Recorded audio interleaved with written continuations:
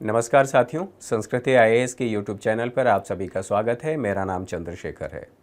आज के सेशन में भारतीय अर्थव्यवस्था से संबंधित एक महत्वपूर्ण खबर पर चर्चा करने वाले हैं। आप मेरे पीछे देख भी रहे हैं कि फिच ने भारतीय अर्थव्यवस्था की ग्रोथ की अनुमान में वृद्धि किया है। और वृद्धि किया है ये तो बात समझ में आ गया है कि अनुमान है, यानी कि अगले वित्तीय वर्ष में भारतीय अर्थव्यवस्था जो पहले फिच ने अनुमान लगाया था उससे अधिक होगा। तो क्या केवल फिच ने ही अनुमान लगाया है कि अन्य कोई संस्थाएं भी हैं जिन्होंने अनुमान लगाया है? तो ऐसा नहीं है, केवल फिच ही नहीं, अन्य रेटिंग एजेंसियां भी और आरबीआई भी, जो भारत का केंद्रीय बैंक है, वह भी अनुमान लगाता है। इनके अनुमान में डिफरेंस दिखाई देता है। तो समझना ये है कि आखिर वो कौन से कारक हैं जिनके आधार पर ये कहा जाता है, और कैसे हम समझते हैं कि वास्तव में भारतीय अर्थव्यवस्था 10% की ग्रोथ रेट से या 10% की ग्रोथ दर्ज करेगी। तो ये 10% किसका है, कौन सा अंक, कौन सा आधार हमने माना और उसके आधार पर ये कहा कि 10% की वृद्धि होगी? तो अगर कोई हमारे पास संख्या है, उसी संख्या में हम कहेंगे कि 10%, उसका 10%, तो ये 10% किसका है, ये समझना ज़रूरी है। और इसीलिए यहाँ पर लिखा हुआ है कि कैसे लगाते हैं ग्रोथ का अनुमान। ये बात समझ में आ गई कि हमने जो लिखा है ये केवल ऐसे नहीं है, ये बताने के लिए है। अच्छा, एक बात तो समझ में आ गई। अब सभी जो रेटिंग एजेंसियां हैं उनके ग्रोथ रेट के अनुमान में फ़र्क दिखाई दे रहा है। तो ये न्यूज़ आप देख सकते हैं कि फाइनेंशियल ईयर 2026 की बात कर रहा है कि अभी जो फाइनेंशियल ईयर चल रहा है इससे अगले वर्ष, ठीक है, हमारी अर्थव्यवस्था की ग्रोथ रेट बढ़ेगी। तो यहाँ पर इन्होंने बताया है कि 6.9% रहेगी, लेकिन हम इसको एक राउंड फिगर के आंकड़े को मान करके फिर इसको समझने की कोशिश करेंगे। मैं ऐसा मान करके चल रहा हूँ कि आप लोगों को जीडीपी क्या होती है ये पता है। अगर जीडीपी नहीं पता है तो फिर किसी नेक्स्ट सेशन में हम उस पर चर्चा कर लेंगे, उस पर बात कर लेंगे। फ़िलहाल के लिए हमें ये भी समझना है कि जीडीपी की गणना कैसे की जाती है। तो जीडीपी की गणना करने के लिए हमें ये समझना होगा, जो उससे संबंधित सूत्र ऐसे देख लीजिए, GDP equal to price into quantity of product, quantity of product. अब इसको समझने के लिए हमें दो तीन चीज़ें समझना पड़ेगा। मैंने कहा कि ये जो प्राइस है ये प्राइस किस वर्ष का है, कैसे हम समझेंगे? तो एक प्राइस हमने माना कि वर्तमान वर्ष का होगा, एक प्राइस हमने माना कि ये वर्तमान वर्ष का होगा, वर्तमान वर्ष का प्राइस होगा, और दूसरा प्राइस आधार वर्ष का होगा, आधार वर्ष का होगा। अब सवाल ये है कि आधार वर्ष का मतलब क्या है?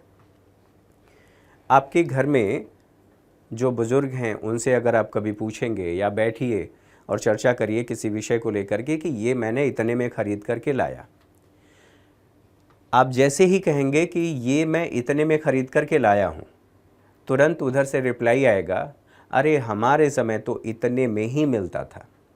अगर उन्होंने कहा कि हमारे समय में इतने में मिलता था, तो उन्होंने ज़रूर कोई वर्ष बताया होगा, कोई वर्ष, उसके आधार पर उन्होंने गणना किया होगा और कहा होगा कि हमारे समय में तो इतना मिल रहा था, इतने में ये सामान मिल जाता था, आज तो पता नहीं आग लगी पड़ी है। ऐसे ही शब्द निकलते हैं गांव में। तो मान लेते हैं उन्होंने ये कहा कि 2005 में उन्होंने एक बाइक खरीदी और उस बाइक का मूल्य थोड़ी देर के लिए मान लेते हैं 50,000 रुपये था। आज वो बाइक बढ़ करके 1,20,000 रुपये उसका मूल्य हो गया है। इसलिए उन्होंने कहा कि 2005 में मैंने खरीदा था तो ये इतने में ही मिल गई थी, आज तो, ठीक है। अर्थात उन्होंने एक आधार वर्ष जरूर माना जब उन्होंने बाइक खरीदा था, तो उन्हें पता है, इसलिए उन्होंने उसके हिसाब से तुलना करके बता दिया। ठीक उसी तरह से जब हमें तुलना करना होगा कि हमारी अर्थव्यवस्था में इन्फ्लेशन कितना है, वृद्धि कितनी हुई है, हमारी जीडीपी कितनी है उसके लिए हमें आधार वर्ष लेना होगा और आधार वर्ष के आधार पर हमें देखना होगा कि आज कितना मूल्य है। अच्छा, लेकिन हमें ये देखना होगा कि जो प्रोडक्शन हुआ है इसकी क्वांटिटी कितनी है। क्वांटिटी का मतलब यहाँ पर मात्रा से है, आप ऐसे आसान भाषा में समझ सकते हैं। तो मान लेते हैं हमने ये जो लिया है क्वांटिटी, यह भी वर्तमान वर्ष का है। किस वर्ष का है? वर्तमान वर्ष का है। और चूंकि ये वर्तमान वर्ष का है तो अब एक एक करके सभी को समझ लेते हैं। ये क्वांटिटी किसकी है? तो वस्तुओं और सेवाओं की, उत्पादन की है। उत्पादन का ही तो है, कितनी वस्तुओं और सेवाओं का हमने उत्पादन किया, और उत्पादन का मूल्य हम देख लेंगे। अब मान लेते हैं हमने वर्तमान वर्ष में 10 वस्तु का उत्पादन किया, लेकिन ये वस्तु कौन सी है? तो मान लिया कि ये गुड्स एंड सर्विसेज है, तो गुड्स एंड सर्विसेज का लिया जाता है, इसलिए मैं यहाँ पर सर्विसेज लिखा हूँ। केवल अभी गुड्स की बात कर लेता हूँ। तो थोड़ी देर के लिए मैंने माना कि हमने मोबाइल का उत्पादन किया, और मोबाइल का उत्पादन, कितने मोबाइल का उत्पादन किया? तो हमने 10 मोबाइल का उत्पादन किया। ठीक उसी तरह से हमने चार्जर का उत्पादन किया, और चार्जर कितना है, इसकी मात्रा कितनी है, गिनती में कितना है? तो 10 चार्जर है। 10 मोबाइल 10 चार्जर, हम जोड़ा नहीं तोड़ रहे हैं, है ना। आधार वर्ष के हिसाब से जब इसका हम लोगों ने देखा इसका मूल्य, तो मान लेते हैं कि ये मूल्य 2011-12 में, यहाँ पर मान लिया कि 2011-12 यही आधार वर्ष है। ठीक है, हालांकि आधार वर्ष में आधार वर्ष को बदलने के लिए समिति गठित हो गई है, अभी उस पर विचार चल रहा है, बाद की बात है, अभी उसमें हम कोई बदलाव नहीं कर रहे हैं। जो आधार वर्ष है अभी उसी के हिसाब से चल रहे हैं। मैंने माना कि आधार वर्ष के हिसाब से इस मोबाइल की कीमत 20 रुपये थी, और चार्जर की कीमत हमने माना कि 5 रुपये है, उसका मूल्य इतना ही मान रहे हैं। तो आधार वर्ष के हिसाब से हमने देखा कि मूल्य कितना है, 20 है। 20 इंटू 10 तो कितना होगा? ये 200 हो गया। और जब 5 इंटू हमने 10 किया तो ये कितना आया? 50 आ गया। अब बताइए, हम ये कह रहे हैं कि वर्तमान वर्ष में जितनी वस्तुएं उत्पादित हुई हैं, जब आधार वर्ष के हिसाब से देख रहे हैं, तो एक मोबाइल का मूल्य 20 रुपया है, और टोटल हमने निकाला तो टोटल आधार वर्ष के हिसाब से और जो क्वांटिटी है हमारा निकल करके आ गया 250 रुपये। यानी कि आधार वर्ष के हिसाब से हम देखें तो हमारी जीडीपी अभी कितनी दिखाई दे रही है? 250 रुपये की। ठीक है। अच्छा, वर्तमान वर्ष की बात करें तो माना कि हमने इसका मूल्य कितना है, एक मोबाइल का मूल्य 50 रुपये है, और उसके हिसाब से फिर चार्जर का मूल्य हमने मान लिया कि 10 रुपये हो गया है। टोटल कितना? एक चार्जर का मूल्य यहाँ पर 10 रुपये है, और मोबाइल का मूल्य, एक मोबाइल का कितना है? 50 रुपये है। तो 50 इंटू 10 यानी कि 500 हो गया, और 10 इंटू 10 100 हो गया। तो वर्तमान वर्ष के हिसाब से हमने जब आंकड़ा लगाया, हमने अनुमान लगाया, सारी चीज़ें गणना करके देखा, तो ये टोटल हो रहा है हमारा 600 रुपये। यानी कि 600 रुपये आज के हिसाब से क्वांटिटी उतनी है।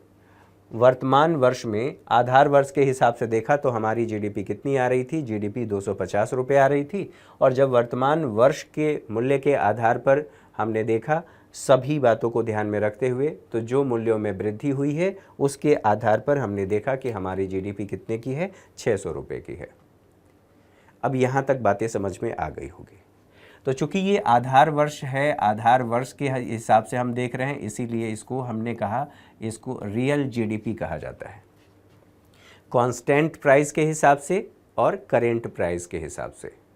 अब बताइए, इसमें वृद्धि कब होगी? अगर हमें अपनी जीडीपी को बढ़ाना है, ठीक है, जीडीपी को बढ़ाना है तो कैसे बढ़ाएंगे? क्या हम इसके मूल्य को बढ़ा दें?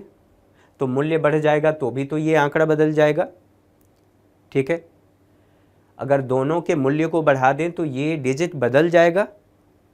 लेकिन क्या आपको ऐसी जीडीपी चाहिए जिसमें मूल्य बढ़ जाए, मात्रा न बढ़े? उत्पादन का मूल्य बढ़ जाए, यानी कि वस्तुओं का मूल्य बढ़ जाए, उत्पादन की मात्रा न बढ़े, फिर तो समस्या है, इन्फ्लेशन होगा। इसी चीज़ को हम इन्फ्लेशन कह रहे हैं। क्वांटिटी तो बढ़ी नहीं, केवल यहाँ पर। अच्छा, तो इसमें वृद्धि दो कारणों से हो सकता है। पहला कारण ये है कि इसका मूल्य बढ़ जाए, ऐसे मूल्य बढ़ जाए। दूसरा कारण ये है कि इसकी मात्रा बढ़ जाए। किसकी मात्रा? तो उत्पादित वस्तुओं और सेवाओं की मात्रा बढ़ जाए।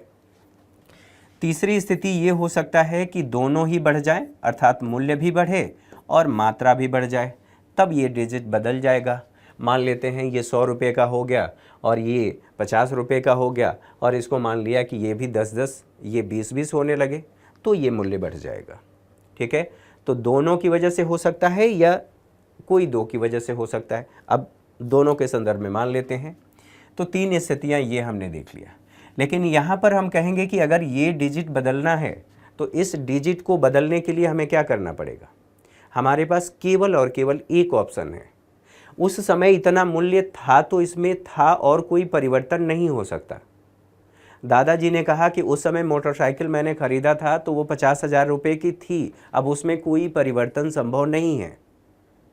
ठीक है, तो उस आधार पर यदि आधार वर्ष के हिसाब से हमें इस डिजिट को बढ़ाना है, यानी कि हमें अपनी जीडीपी को बढ़ाना है, तो हमें उत्पादन की मात्रा को बढ़ाना पड़ेगा, न कि उत्पादन का मूल्य, क्योंकि मूल्य बढ़ाने का ऑप्शन हमारे पास अब नहीं है। ठीक है, आधार वर्ष के हिसाब से तो यहाँ पर वृद्धि हो सकता है एक कारण से, और वो है हम उत्पादन की मात्रा को बढ़ा लें। यहाँ तक चीज़ें क्लियर होंगी।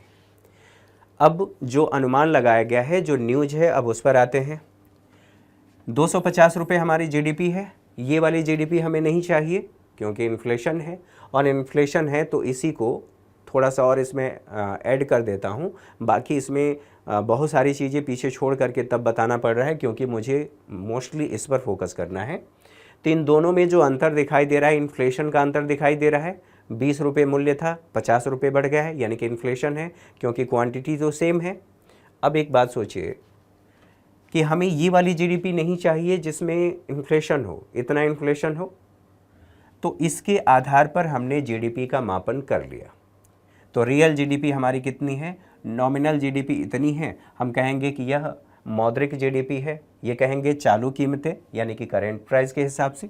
ठीक है, अब जो अनुमान लगाया जाता है इसमें कहा गया है कि 10% की वृद्धि होगी। कितने की? 10%। हालांकि फिच ने 6.9 बताया है, मैं 10 मान करके चल रहा हूं, इसलिए एक आइडियल सिचुएशन लेकर के चल रहा हूं ताकि ईजिली हर व्यक्ति को समझ में आ जाए, जो प्रिपरेशन करता है उसको भी और जो नहीं करता है उसको भी। ठीक है, यहाँ तक बातें समझ में आ गई। अब 10% की वृद्धि होगी, अर्थात इस मूल्य में 250 रुपये में 10% की वृद्धि होगी, और 250 रुपये में 10% की वृद्धि का मतलब है 25 रुपये की जीडीपी और हमारी बढ़ेगी। और इस तरह से हमारी जीडीपी कितनी हो जाएगी? टोटल बढ़ करके जो फिच ने कहा है या आरबीआई ने कहा है उसके हिसाब से मान लेते हैं कि 250 प्लस 25 यानी कि 275 रुपये की हमारी जीडीपी हो जाएगी। यहाँ तक चीज़ें क्लियर हैं।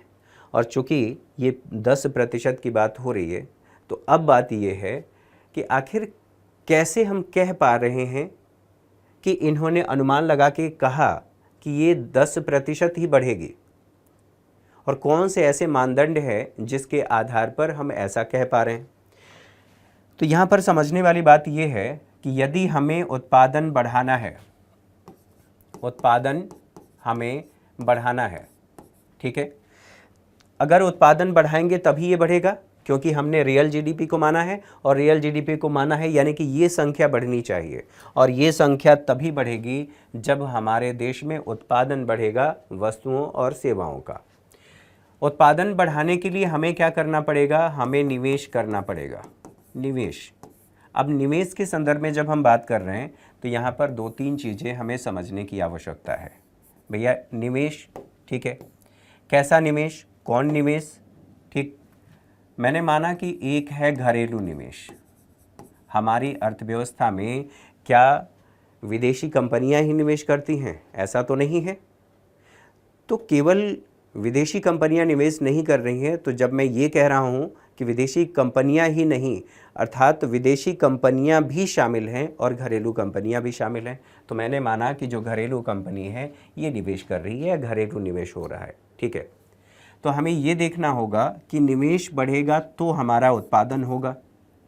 और उत्पादन का मूल्य होगा। घरेलू निवेश हमें बढ़ाना पड़ेगा। तो घरेलू निवेश बढ़ाने के लिए ऐसे कौन कौन से कार्य किए गए हैं, सरकार ने कौन से निवेश से संबंधित प्रोत्साहन नीति का पालन किया है या प्रोत्साहन दिया है जिससे निवेश बढ़ रहा है। तो सबसे पहले आप लोगों ने सुना होगा make in India, make in India, ठीक है। मेक इन इंडिया की बात कर लीजिए, ये है। तो मेक इन इंडिया को ऐसे समझ लेते हैं कि प्रोत्साहन नीति, सबसे पहले प्रोत्साहन नीति, ऐसा इसलिए ताकि कई पॉइंट इसमें बताना है, उन सभी पॉइंट्स को मैं बता सकूं। तो पहली बात यहाँ पर ऐसे make in India, make in India, ठीक है, इंडिया, एक तो ये बात है। दूसरी बात है, अच्छा मेक इन इंडिया, अब इतना तो नाम से ही समझ में आ रहा है, इसकी हिंदी करने की आवश्यकता नहीं है या इसके भावार्थ पर जाने की आवश्यकता नहीं है, केवल आप शब्द समझ रहे हैं, शब्द का भाव खुद ब खुद बयां कर रहा है। अच्छा, इसके साथ ही सरकार ने पीएलआई योजना भी शुरू किया है, प्रोडक्शन लिंक इंसेंटिव स्कीम। स्वाभाविक सी बात है, इससे देश में, ठीक है, घरेलू निवेश बढ़ रहा है। अच्छा, न केवल पीएलआई है, उत्पादन बढ़ाने के लिए इंफ्रास्ट्रक्चर का होना बहुत ज़रूरी है। तो इंफ्रास्ट्रक्चर जब मैं बात कर रहा हूं तो वहां पर दो तरह के इंफ्रास्ट्रक्चर की बात कर रहा हूं, एक आर्थिक अवसंरचना और एक सामाजिक अवसंरचना। स्वास्थ्य, शिक्षा, आवास, इसकी बात कर लीजिए, और बाकी जो भौतिक अवसंरचना है, आर्थिक अवसंरचना है, इसे आप समझ रहे हैं। बताइए, इस बात को सुनिश्चित करने के लिए सरकार ने पीएम गति शक्ति, पीएम गति शक्ति, अब ये योजना जिसको पता है, इसके बारे में जिसको पता है वो आसानी से समझ पाएगा, क्योंकि अब इसको बताने का मतलब ये है कि हम दूसरी दिशा में चले जाएंगे। फिलहाल के लिए ऐसा हमने मान लिया कि एक घरेलू प्रोत्साहन की जो नीति है, ये नीति हमारी समझ में आ गई। दूसरी ज़रूरी चीज़ है कि संसाधनों के संदर्भ में बात करें तो संसाधनों की गतिशीलता आवश्यक है। और संसाधनों की जब गतिशीलता की बात कर रहे हैं तो इसका मतलब ये है, मान लीजिए आपके घर में कुछ सोने की ईंट रखी है, मानना ही है तो अच्छा मान ले, सोने की ईंट रखी है, लेकिन वो सोने की ईंट बाप दादा ने एक घड़े में रख करके और ज़मीन में उसे गाड़ दिया था ताकि चोरी डकैती ये सब न हो सके। गाड़ दिया था तो क्या वो प्रचलन में है? नहीं। बाजार में आ पा रहा है? नहीं। क्या उसका आप खुद उपयोग कर पा रहे हैं? नहीं। वो केवल रखा है। वैल्यू बढ़ रही है वो अलग बात है, लेकिन रखा है, वो संसाधन गतिशील नहीं है, वो स्थिर है। और अगर वही मुद्रा में होता, आपके पास उतना ही अमाउंट अगर करेंसी होती, अकाउंट में होता, तो आप उसका क्या करते? खर्च करते, कहीं निवेश करते, या तो उपभोग व्यय करते या निवेश व्यय करते। और ये सब करने का मतलब ये है कि फिर आपको उससे लाभ भी होता। तो मान लेते हैं संसाधन, आपके घर में पैसा रखा है, अब वो पैसा आपके घर में नहीं है, अब वो पैसा बैंक के पास पहुंच गया। तो बैंक के पास पहुंचेगा तो उसे संसाधन गतिशील होंगे। लेकिन मैंने कहा कि निवेश बढ़ाएंगे तब उत्पादन होगा। निवेश के लिए सबसे ज़रूरी चीज़ है कि बचत हो, यानी कि बचत अधिक होना चाहिए। और बचत अधिक होगा, ठीक है, तो केवल आपने घर में रखा है तो भी समस्या है। फिर क्या करना होगा? हमें ये देखना होगा कि वित्तीय समावेशन ठीक है हुआ है या नहीं। कहने का मतलब ये है कि अगर वित्तीय व्यवस्था से, प्रचलित वित्तीय व्यवस्था से आप जुड़ते हैं तो आपको फ़ायदा होगा। फ़ायदा क्या होगा? थोड़ी देर के लिए सोचिए कि अभी तक आपने वो पैसा घर में दबा करके रखा था, तकिए के नीचे रखा था, या हो सकता है कि कहीं और रखा था, ठीक, उसका कुछ लाभ नहीं हो पा रहा था। वही पैसा आपने बैंक में रखा, अब उसका लाभ ये है कि बैंक आपको उस जमा पर ब्याज दे रहा है। ब्याज देने के साथ साथ एक और बात सोचिए, ब्याज से आपको आय की प्राप्ति भी हो रही है। और जो प्रचलित वित्तीय व्यवस्था से आप जुड़े हैं, तो जब आपको ज़रूरत हुई, बैंक आपको उसी जमा के आधार पर ऋण दे दिया, ठीक है, उसी जमा के आधार पर आपको ऋण दे दिया, ठीक। अब ऋण दे दिया, आपको ज़रूरत थी कि मैं घर खरीद लूँ, गाड़ी खरीद लूँ, आपने अपनी ज़रूरत पूरा कर ली। आपने उसी वित्तीय जमा से या जो वित्तीय व्यवस्था से आप जुड़े हैं, अब वित्तीय व्यवस्था से आपको यह भी लाभ मिल गया कि आपने अपना हेल्थ इंश्योरेंस करा लिया या अन्य इंश्योरेंस करा लिया तो बीमा की सुविधा मिल गई। इस तरह की तमाम सुविधाएं आपको मिल पा रही हैं। ठीक है, तो वित्तीय समावेशन आवश्यक है, यानी कि केवल बचत जरूरी नहीं है, वित्तीय समावेशन आवश्यक है। और वित्तीय समावेशन जब बढ़ेगा तो बताइए, आपने 10 लाख का एफडी बैंक में कर दिया या 10 लाख रुपए आपने अपने सेविंग अकाउंट में बैंक में जमा कर दिया। अब बैंक के पास आपका 10 लाख रुपया है, उसी 10 लाख रुपए से वह साख सृजन कर लेगा। अब ऐसे समझिए कि जो आपके 10 लाख रुपए हैं, उन 10 लाख रुपए को बैंक ने किसी अन्य व्यक्ति को ऋण दिया और उस व्यक्ति की खपत या निवेश की क्षमता बढ़ गई। बैंक को क्या फ़ायदा हुआ? उस जमा पर जो आपको ब्याज दिया वो तो देगा ही, आपको मान लीजिए 6-7% ब्याज दिया, और जो बैंक ने आपके पैसे को किसी अन्य व्यक्ति को ऋण के रूप में दिया है वहाँ से उसे 10 या 12% का ब्याज मिल गया। तो बैंक की साख सृजन क्षमता और बढ़ गई। कहने का मतलब ये है कि बैंक मनी मेक्स मनी कर रहा है। ठीक है, अर्थात वो आपके पैसे से और ऋण दे रहा है और पैसा कमा रहा है, फिर और ऋण दे रहा है और पैसा कमा रहा है। तो ये तो हो गया बैंक के संदर्भ में हम सोच रहे हैं।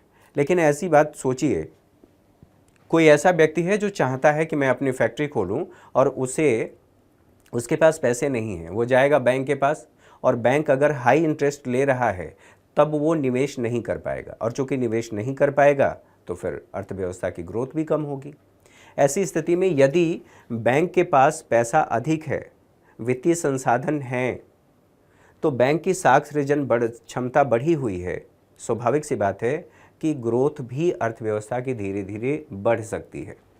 ठीक, क्योंकि उपभोग और निवेश व्यय, जब आप कोई सामान खरीद रहे हैं, आप बाइक खरीद रहे हैं, उसके लिए आपने ऋण लिया है, तो यानी कि आपका उपभोग व्यय है। और जब आपने बैंक से ऋण लेकर के कोई कंपनी खोली तो वो निवेश व्यय है, आपने निवेश किया है। वित्तीय समावेशन जरूरी है। अच्छा, वित्तीय समावेशन के साथ साथ हमें ये भी देखना होगा कि आरबीआई ने यदि ब्याज दरों को कम किया है, और आज की ही न्यूज़ है, आज की ही बात मैं कर रहा हूँ, आज की न्यूज़ में ये कहा गया है कि आरबीआई अपनी ब्याज दरों को घटा सकता है। तो आरबीआई के बारे में हमें देखना होगा कि ब्याज दर कैसा है। ठीक है, और ब्याज दर को जब हम देखेंगे तो इसको समझना इस तरह से ज़रूरी है। मान लीजिए कि बैंक क्या करता है, हमारे देश का केंद्रीय बैंक आरबीआई की बात कर रहा हूँ, बैंकों को जब ज़रूरत पड़ती है अन्य बैंकों को, तो वो आरबीआई से ऋण लेते हैं, और जब आरबीआई बैंकों को ऋण देता है तो आरबीआई उन बैंकों से ब्याज लेता है। स्वाभाविक सी बात है। तो यदि अपने ब्याज दर को आरबीआई ने बढ़ा दिया तो बैंकों के लिए भी लागत उनकी बढ़ गई, क्योंकि अधिक ब्याज दर पर आरबीआई से ऋण लिया और ऋण लेकर के अपने ग्राहकों को दे रहे हैं। तो चूंकि इन्हें महंगा मिला है इसलिए महंगा दे रहे हैं। तो महंगा दे रहे हैं, स्वाभाविक सी बात है उपभोग और निवेश व्यय कम हो जाएगा, यानी कि लिक्विडिटी कम होगी, और लिक्विडिटी कम होगी तो हमारे देश में ग्रोथ रेट भी प्रभावित होगी, अर्थात ग्रोथ नहीं होगा। निवेश नहीं होगा तो ग्रोथ होगा ही नहीं। ठीक है, यहाँ तक बात समझ में आ गई। तो जो मौद्रिक नीति समिति की बैठक हुई, उस बैठक में जो ब्याज दरें हैं उसमें परिवर्तन नहीं किया गया है, और परिवर्तन नहीं किया गया है इसका मतलब ये है कि वो कांस्टेंट रखा गया है। अगर मान लेते हैं थोड़ी देर के लिए आरबीआई ब्याज दरों को बढ़ा देता, बढ़ा देने का मतलब क्या है कि अब हम इसको कहेंगे कि जिस ब्याज दर पर आरबीआई बैंकों को ऋण देता है उसे रेपो रेट कहते हैं, तो हम कहेंगे कि आरबीआई ने रेपो रेट बढ़ा दिया, और बढ़ा दिया तो इसका मतलब है कि आरबीआई ने कठोर मौद्रिक नीति का प्रयोग किया है। ब्याज दर बढ़ाया, बैंकों ने ब्याज दर बढ़ाया और ग्राहकों के लिए ब्याज दर बढ़ गया, और ग्राहकों ने कम ऋण लिया, और कम ऋण लिया तो उपभोग भी कम होगा, निवेश भी कम होगा, ग्रोथ कम होगी। यहाँ तक चीज़ें समझ में आ गई। तो अभी आरबीआई ने, ठीक है, आरबीआई ने क्या किया है, ब्याज दरों को बढ़ाया नहीं है, स्थिर रखा है। तो इसका भी लाभ हमें दिखाई दे रहा है कि हमारे देश में घरेलू निवेश बढ़ेगा। अब बात कर लेते हैं विदेशी निवेश के बारे में। विदेशी निवेश, हम निवेश की ही बात कर रहे हैं, घरेलू निवेश और विदेशी निवेश। विदेशी निवेश कैसे बढ़ेगा, इन सभी चीज़ों को जब आप ध्यान से देखेंगे, समझेंगे, तो मान लेते हैं हमारे देश में FDI आ रही है, फॉरेन डायरेक्ट इन्वेस्टमेंट। ऐसे समझिए कि दूसरे देश की कंपनियां, जो मल्टीनेशनल बहुराष्ट्रीय कंपनियां हैं, जो एक से अधिक देशों में अपना कारोबार चलाती हैं, वो भारत में निवेश करना चाहती हैं, यहाँ पर टेक्नोलॉजी लेकर के आ रही हैं। मान लेते हैं मोबाइल बनाना शुरू किया, जैसे कि एप्पल भारत में मोबाइल बना रहा है, तो वो FDI लेकर के आया है, यहाँ पर अपनी यूनिट स्थापित किया है और बनाना शुरू किया है। तो FDI से संबंधित नीतियों में सुधार किया गया। सरकार ने अब 2 तरह की FDI हो सकती है। कैसे हो सकती है? एक तो स्वचालित मार्ग से, ठीक है, यानी कि किसी की अनुमति लेने की आवश्यकता नहीं है, और दूसरी चीज़ है सरकारी मार्ग से, अर्थात कुछ क्षेत्रों में निवेश करने के लिए सरकार की अनुमति लेना है। तो FDI नीति में भी सरकार ने सुधार किया है। कुछ क्षेत्रों में FDI की परमिशन दे दिया गया है, प्रत्यक्ष विदेशी निवेश की अनुमति दे दी गई है। स्वाभाविक सी बात है, इससे हमारे देश में निवेश बढ़ेगा, और निवेश बढ़ेगा तो उत्पादन बढ़ेगा, उत्पादन बढ़ेगा तो GDP बढ़ेगी, अर्थात हमारी ग्रोथ हो रही है।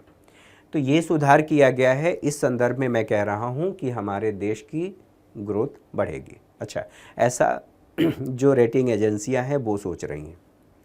आगे बढ़ें, न केवल FDI की बात कर रहे हैं, बल्कि जो PLI योजना है, ये इनके लिए भी लागू होता है, विदेशी कंपनियों के लिए भी लागू होता है। इसके साथ साथ हम कहेंगे मेक इन इंडिया, तो मेक इन इंडिया इनके लिए भी, मेक इन इंडिया का मतलब ही यही है, ठीक है। तो ये अपने आप में महत्वपूर्ण है, मेक इन इंडिया। अच्छा, इससे भी मैंने कहा कि हमारे देश में निवेश बढ़ेगा। अब एक और बात होती है कि उपभोग का पैटर्न कैसा है, उपभोग का पैटर्न, ठीक है। पैटर्न अर्थात हमारे देश में लोग डिमांड कर रहे हैं या नहीं कर रहे हैं। तो हमारे देश में जैसे जैसे लाइफ स्टाइल चेंज होगी, वैसे वैसे सभी लोग अब क्या कोशिश कर रहे हैं कि थार चाहिए, है ना।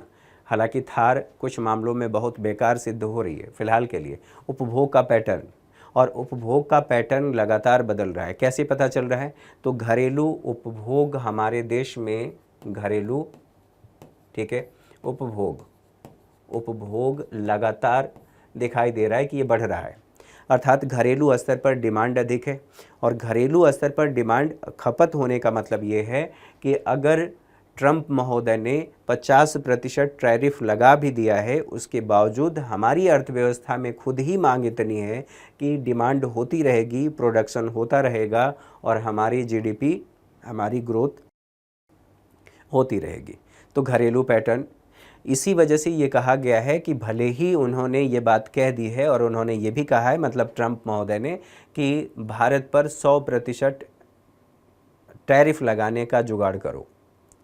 अगर ऐसा हो जाता है तब की बात अलग है। फिलहाल के लिए ये मान करके चल रहे हैं कि उपभोग पैटर्न ठीक है, इसलिए हमारे देश में घरेलू स्तर पर डिमांड अधिक है, और डिमांड अधिक है तो इसका मतलब ठीक ठाक स्थिति है, हम ठीक ठाक विकास ग्रोथ कर लेंगे, उसमें कोई दिक्कत वाली बात नहीं है। मौद्रिक नीति संचरण की बात कर लें। मौद्रिक नीति संचरण, अब इसका मतलब क्या होता है? मौद्रिक नीति संचरण को समझ लीजिए। मान लीजिए मैंने अभी थोड़ी देर पहले कहा कि RBI जिस ब्याज दर पर बैंकों को ऋण देता है उसे हम रेपो रेट कहते हैं। हो सकता है कि RBI ने रेपो रेट को बढ़ा दिया, तो रेपो रेट को पुनः रिपीट कर देता हूं। अगर बढ़ाया तो इसका मतलब यह है कि बैंकों के लिए भी ब्याज दर बढ़ गया, और बैंकों ने भी अपनी ब्याज दर बढ़ा दी ग्राहकों के लिए। मैं ऋण लेने गया तो मुझे भी अब बढ़े हुए ब्याज दर पर ऋण मिलेगा। स्वाभाविक सी बात है, मेरे उपभोग की क्षमता कम हो जाएगी, ठीक है। मैं सोचूंगा कि अभी मुझे थार लेनी है, मैं 2 साल बाद लूँगा या अगले साल लूँगा जब बैंक अपनी ब्याज दर को कम करेगा। अर्थात थार की डिमांड मैंने टाल दी है, और टाल दी है तो जब मैं देखूंगा कि कम हुआ है तब लूँगा, तब की बात अलग है। और चूँकि मैंने थार की डिमांड नहीं की, इसलिए थार की बिक्री भी कम हो गई, यानी कि प्रोडक्शन भी कम होगा। अब एक बात सोचिए, RBI ने अगर बढ़ाया था, जब बढ़ाया था रेपो रेट, तब तो बैंकों ने भी अपना ब्याज दर बढ़ा दिया, उसका प्रभाव ग्राहकों पर देखने को मिला। RBI ने अपने ब्याज दर को कम कर दिया, अर्थात विस्तारित मौद्रिक नीति का प्रयोग किया, और चूंकि विस्तारित मौद्रिक नीति का प्रयोग किया तो कायदे से तो यही होना चाहिए कि बैंक भी अपना ब्याज दर घटा दें और उसका लाभ ग्राहकों को मिले। लेकिन पहले ये समस्या थी कि बैंक ऐसा नहीं करते थे, फिर उसके बाद कई सुधार किए गए, उसके बाद ये समस्या सॉल्व हो गई। अब ऐसे समझिए कि एक ऑटो में बैठ करके ए नामक स्थान से बी नामक स्थान तक आप जाते हैं। एक दिन आप लगातार आप यात्रा कर रहे हैं, तो एक दिन जब आप बैठे तो डेली आप 10 रुपये देते थे, आज उसने ऑटो ड्राइवर ने कहा कि 15 रुपये देना पड़ेगा। आपने कहा क्यों भाई 15 रुपये क्यों देना पड़ेगा? तो ऑटो ड्राइवर ने कहा आप लगता है न्यूज़पेपर नहीं पढ़ते, है ना, हनी सिंह वाला, तेरे घर अखबार नहीं आता। अब वही वाली स्थिति सोचिए। तो कहा ऐसा क्या हो गया अखबार में, ऐसी कौन सी खबर आ गई? उन्होंने कहा, ऑटो ड्राइवर ने कहा कि भैया पेट्रोल की कीमत बढ़ गई है और इसलिए मैंने अपना किराया बढ़ा दिया है। मैं कहाँ से, आप ही से तो लूँगा, इसलिए मैंने किराया बढ़ा दिया। तो आपको भी लॉजिकल लगा, ठीक है, अगर किराया बढ़ गया है, पेट्रोल की कीमत बढ़ गई है तो बढ़ गया है, ठीक है, कोई बात नहीं, 15 रुपये दे देते हैं। लेकिन आपके दिमाग में तुरंत आया कि अच्छा जब पेट्रोल की कीमत कम हो जाएगी तो आप कम करेंगे ना? तो उसने कहा कि हाँ, तब की तब देखेंगे, कम तो होने दीजिए। कुछ दिन बाद, मान लेते हैं 10-15 दिन, महीने दिन बाद ये खबर आई कि पेट्रोल की कीमत कम हो गई, और पेट्रोल की कीमत कम हो गई तो आपने उसी ऑटो ड्राइवर से कहा कि भैया आज 15 रुपये क्यों मांग रहे हो? कायदे से तो अब आपको 10 रुपये ही लेना चाहिए क्योंकि कम हो गया है। तो उसने कहा कि भैया मैं कम इसलिए नहीं कर रहा हूँ क्योंकि मेरे खर्चे बढ़ गए हैं। मान लेते हैं थोड़ी देर के लिए ऑटो ड्राइवर ने अपने किराया कम कर लिया, यानी कि जो प्रभाव यहाँ पर हुआ था उसका प्रभाव आप पर भी निगेटिव या पॉजिटिव दिखाई दे रहा है। इसको कहते हैं मौद्रिक नीति संचरण। और मौद्रिक नीति अर्थात आरबीआई यदि ब्याज दरों को बढ़ाता है तो बैंक भी बढ़ा देंगे, ग्राहकों पर भी बढ़ा हुआ प्रभाव दिखेगा। आरबीआई ने यदि ब्याज दर को कम कर दिया तो बैंकों ने भी ब्याज दर को कम कर दिया, उसका प्रभाव ग्राहकों पर भी दिखेगा, उनके लिए भी इंटरेस्ट रेट अर्थात ब्याज दर कम हो गया। तो हमारे देश में मौद्रिक नीति संचरण की समस्या नहीं है, अर्थात अभी ठीक ठाक स्थिति चल रही है। मतलब उपभोग और निवेश व्यय बढ़ेगा। ठीक है, यहाँ तक बातें समझ में आ गई।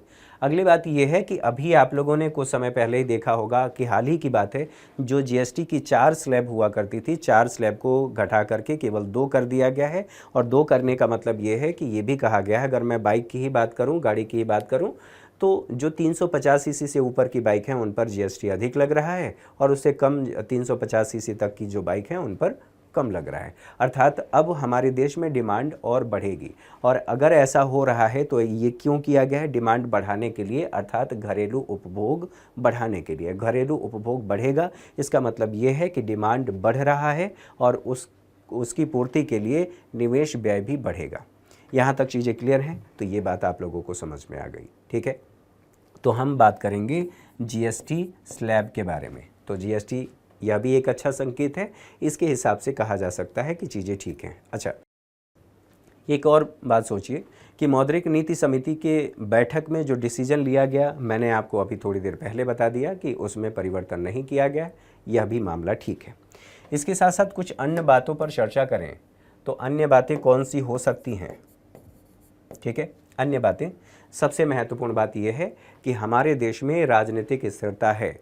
बांग्लादेश, न ही श्रीलंका, न ही नेपाल, और न ही म्यांमार, और न ही अन्य देशों की तरह यहाँ पर गठबंधन की उस तरह की सरकार नहीं है कि बार बार सरकार गिरेगी, नई सरकार आएगी और बार बार चुनाव होंगे तो नीतियों में अस्थिरता होगी। अर्थात एक सरकार है, उसने अपनी नीति बनाई, दूसरी सरकार आई, दूसरी नीति बनाई, तो नीतियों में परिवर्तन होता रहेगा। तो जो निवेशक हैं वो ये सोचेंगे कि पता नहीं अगली जो सरकार आएगी वो कैसी नीति बनाएगी, कितना टैक्स लेगी, तो निवेश नहीं करेंगे।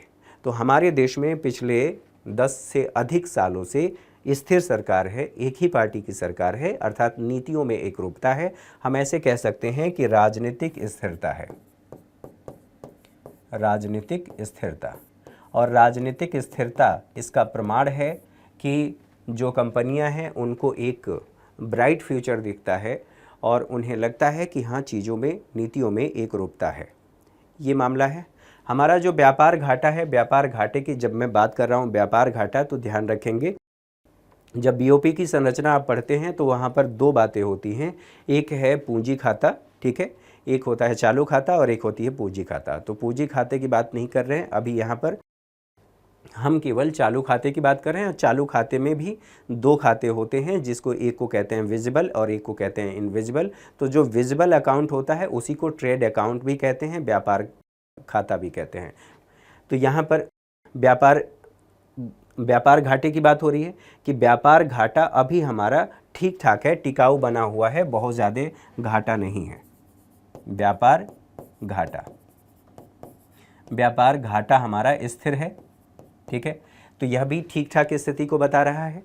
इसके साथ साथ जो वैश्विक घटनाक्रम है वो भी किसी भी देश की ग्रोथ प्रभावित करते हैं। मान लीजिए कि हमें अपने देश की ज़रूरतों को पूरा करने के लिए, हम अपनी ऊर्जा आवश्यकताओं को पूरा करने के लिए आयात पर निर्भर हैं, अर्थात लगभग 80 से 85% हम अपनी तेल की आवश्यकताओं को पूरा करते हैं आयात के द्वारा। और ऐसी टेंशन अगर बढ़ जाए जिससे तेल की सप्लाई बाधित हो जाए, और तेल की सप्लाई बाधित होने का मतलब ये है कि हमारी इंडस्ट्री पर उसका प्रभाव होगा। तो अभी अमेरिका ने खूब आंख दिखा ली, खूब बातें कह ली, टैरिफ भी इम्पोज कर दिया, उसके बावजूद भारत सरकार ने ये कह दिया है कि तू कौन है बे, है ना। आप लोगों ने सुना भी होगा, देखा भी होगा। भारत सरकार ने यह कहा कि हम संप्रभु हैं, मेरी मर्जी, मैं किसी से भी तेल लूँ। ट्रंप जी का कहना था कि रूस से तेल मत खरीदिए। हमने कहा हमें जहाँ सस्ता मिलेगा हम वहाँ पर खरीदेंगे।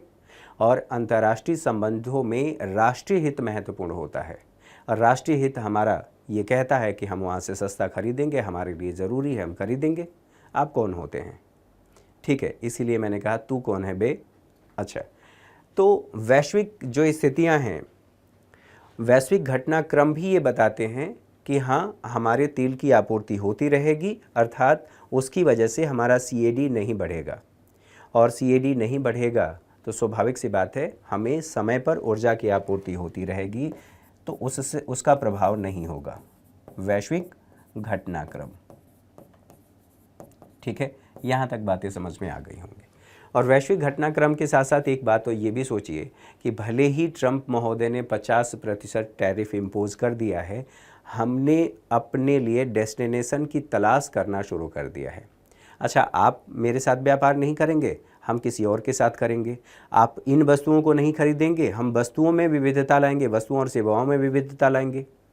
तो सरकार ने अन्य देशों के साथ बैठक करना, जैसे अभी जापान में हमारे भारत के प्रधानमंत्री गए थे, तो ये सभी बातें बताती हैं कि हम अपने नए डेस्टिनेशन की तलाश कर रहे हैं, और वो डेस्टिनेशन हमारे निर्यात को बढ़ाएंगे। और निर्यात को बढ़ाएंगे इसका मतलब ये है कि हमारे देश में और अधिक उत्पादन होगा। इसी के साथ साथ इसमें आप ये देखेंगे, कह सकते हैं व्यापार सुगमता। व्यापार सुगमता कैसी है, अर्थात अगर कोई भारत में व्यापार करना चाहता है, घरेलू या विदेशी कंपनी, तो उसका प्रभाव, उसका मतलब ये है कि हमारे देश की नीतियाँ इतनी आसान हैं, सरल हैं, जिससे वो आसानी से व्यापार कर सकता है, बहुत ज़्यादा कागज़ों में और बहुत ज़्यादा उसे कार्यालय का या ऑफिसेस के चक्कर नहीं लगाने पड़ेंगे। व्यापार करना आसान है, नीतियाँ आसान हैं। हमारे देश के बैंकों में इतना क्रेडिट भी है कि वो अन्य बड़े पैमाने पर अगर ऋण चाहिए और अगर कोई निवेशक चाहता है तो उसके लिए ऋण प्रोवाइड करा सकते हैं। एनपीए की भी समस्या ठीक ठाक, मतलब अभी उतनी बड़ी समस्या नहीं है जितनी बड़ी समस्या पहले देखने को मिल रही थी। अर्थात निवेश के लिए संगठित वित्त बाजार से उन्हें वित्त भी उपलब्ध हो पाएगा। इन सभी के आधार पर, अच्छा, इन सभी के साथ साथ मैं संक्षेप में अगर कहूँ तो जीडीपी की या हमारी ग्रोथ को प्रभावित करने वाले जितने कारक हैं, उन सभी कारकों का यदि हम अध्ययन कर लें तो हमें पता चल जाएगा कि इस अर्थव्यवस्था की ग्रोथ रेट कितनी रहने वाली है। तो संक्षेप में आप लोगों ने पढ़ा होगा C+G+I+X-M। तो अगर हमारा आयात निर्यात ठीक है तो चीज़ें हमारे देश में संतुलित रहेंगी, अर्थात विकास भी हम ग्रोथ भी हम करते रहेंगे। विकास नहीं, हम ग्रोथ की बात कर रहे हैं। तो इन सभी आधारों का, इन सभी कारकों का अध्ययन करने के बाद तब कोई रेटिंग एजेंसी यह बताती है कि ग्रोथ रेट इतनी रहने वाली है और जो आधार वर्ष की हमने बात की उसके आधार पर कितना बढ़ेगा, अर्थात कितना और प्लस होगा। यहाँ तक चीज़ें क्लियर हो गई होंगी। तो संक्षेप में अभी बहुत सी ऐसी चीज़ें हैं जो बतानी थी, अभी मैंने उसको कट किया है, जो आवश्यक थी उन सभी बातों को मैंने यहाँ पर बताया है। तो आई होप आप लोगों को समझ में आ गया होगा कि चाहे आरबीआई हो, चाहे फिच हो या कोई भी रेटिंग एजेंसी हो, वो रेटिंग करते समय इन सभी बातों का ध्यान रखती है। वो यह भी देखती है कि भारत में डेट कितना है, अर्थात राजकोषीय घाटा कितना है, और राजकोषीय घाटा के हिसाब से देख करके रेटिंग भी करती हैं। तो अर्थव्यवस्थाओं की रेटिंग भी मायने रखती है निवेश के लिए।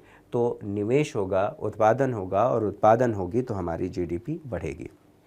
मेरे ख्याल से सारी बातें लगभग समझ में आ गई होंगी।